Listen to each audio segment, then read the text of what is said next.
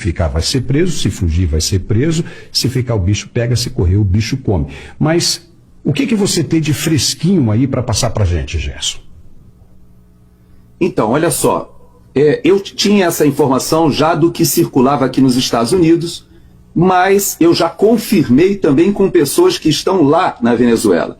Os filhos do Maduro já deixaram o país. Então, os 3 filhos da esposa e o filho biológico dele já deixaram a Venezuela. O Maduro tem 3 aviões que estão à disposição dele exclusivos. Esses aviões, ele já posicionou em alguns locais, já estão com combustível, tripulação pronta, e existem 3 possibilidades levantadas pelo Serviço de Inteligência aqui dos Estados Unidos.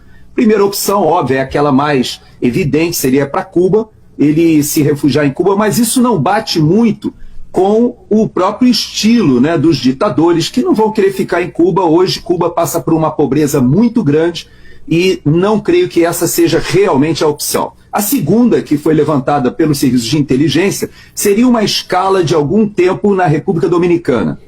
Também não creio muito, porque há muita presença dos Estados Unidos ali na República Dominicana. Então, qual é a opção vencedora que todos estão apostando? É que Maduro já deslocou, inclusive, grande parte de recursos para lá. Há quem fale em 3 bilhões de dólares que já foram mandados antecipadamente para a Turquia. Veja que a Venezuela é um dos poucos países da América do Sul, se não o único, que tem voo direto para Ankara.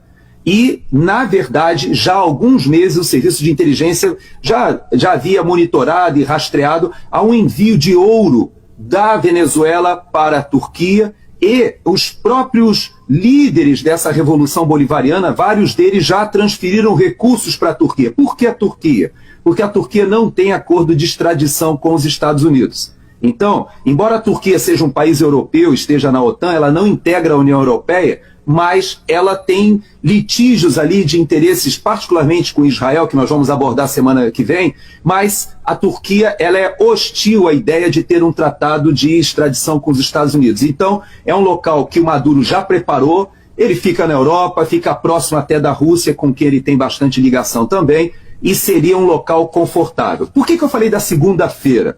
Porque existem algumas possibilidades.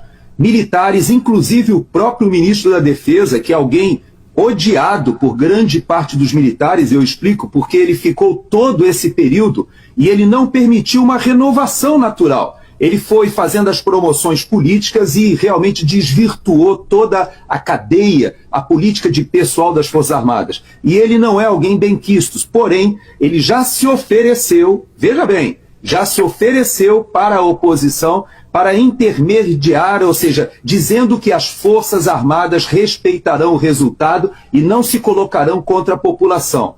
Não sabemos. Diosdado Cabello é outro que diz que morre, mas não sai da Venezuela.